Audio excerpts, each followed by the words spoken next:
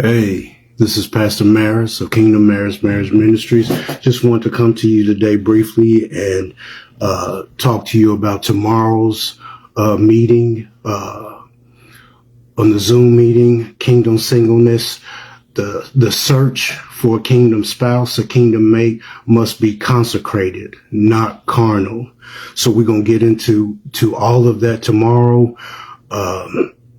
It's going to be a 4 or 5 week series that I would like for you to join us on behalf of me and my wife, so we can try to eliminate a lot of the heartache and pain that may be self-inflicted by not knowing or not discerning properly the people that you're dating or the people that you're courting. Remember, when you date, let me just say this first. When you date, it's more of a fleshly thing because it's based on how they look, how they make you feel, the butterflies, maybe whatever it is that they got going on. But what you want to be able to do is biblically court. When you biblically court, you and that potential spouse is seeking God on, is this union something that you are ordaining? Is this something that we can be a part of? Is this something that we should continue in? Because you don't want to end up wasting each other's time. You don't want to end up being with somebody that's a counterfeit, somebody that's pretending. So in order to really know who's a counterfeit and who's not, you have to be in right relationship with the Ruach HaKodesh, the Holy Spirit, because he will let you know who's who sent them, where did they come from, what are their intentions, what are their motives, what is the hidden agenda that they're not telling you about. So you need to be able to know, and I want to share some key points to help you figure this out. But what is most important is that you have, or that you be in right relationship with Christ, because he will not let you be deceived. Your flesh will let you be deceived. Sex before marriage will let you be deceived, because it will make you overlook a woman's character.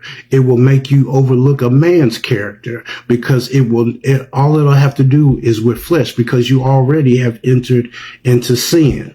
So, and if you have a desire to be married, that desire comes from God himself.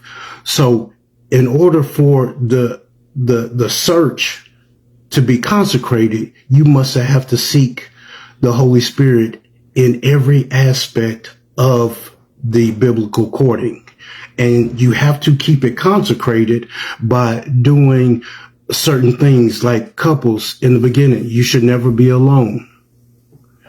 Double date, go on, bring friends, have family members around. That way you don't put yourself in a position where you are compromising.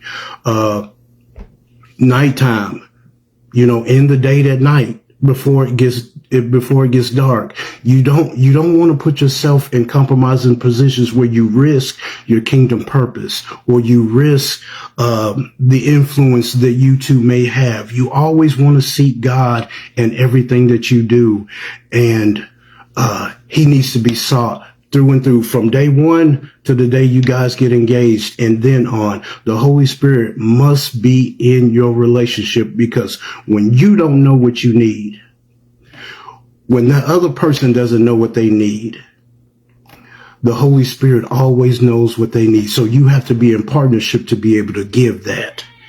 In marriage, agape love is what is needed. Real agape love in marriage is caring for someone, anticipating their needs, meeting their needs without any conditions or expectations, or looking for anything in return. Agape love just loves. Because when you love a person for a reason and they stop doing that reason, then that love can be taken away. But when you just make a commitment to love, that's what God does.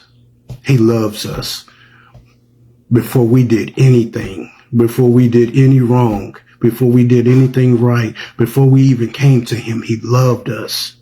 And so in marriage, agape love is the love that is required. And the only way that we can give agape love to our potential spouse is through the Holy Spirit. The Holy Spirit allows us to love in such a way that it pleases God in the way that we love. It pleases the Father in heaven. So when two people are operating like this, no one lacks. I always found it difficult to love my wife when I put myself first. But as long as I put her needs first and what she wanted or what she needed, it was easy for me to love, and vice versa. So in a marriage relationship, and even beginning in biblical courting, you cannot just always think about yourself. You have to start thinking about your potential mate or your actual spouse. This alone time that you have with God, the Holy Spirit, this time needs to be focused on maturing and building your character and building your relationship with Christ. Because when you get married, that is going to be put to the test. And you always need to be in right relationship with Christ so you can be able to hear when the Holy Spirit is talking to you. Your communion with the Holy Spirit, so you know what to give and you know what to say and you know what to do. When I was pursuing my wife, and I still do today after 11 years, I had to pursue the Holy Spirit regarding everything that concerned her, because she had some hurts. She had some disappointments. And I know I had made some mistakes in the past, and I no longer wanted to make those mistakes again. So I partnered with the Holy Spirit, and I gave what he said was needed. Tomorrow, 4 p.m. Central Standard Time, the Zoom link, my wife should be putting the Zoom link in the comments. Check that out. Also, we have an updated website, the office's service, counseling, mentoring, whatever it is that you may need. You can email us and you can get in contact with us. So please, you're single, it has to be a consecrated search, not carnal. If you're married, we always got to get back to living holiness. Marriage is a tool that God uses in order to make us holy. So we must utilize that. So please join us tomorrow. Again, the link is in the comments. Our updated website is in the comments, and we look forward to seeing you. Thank you, and God bless on behalf of my wife and I. Bye-bye.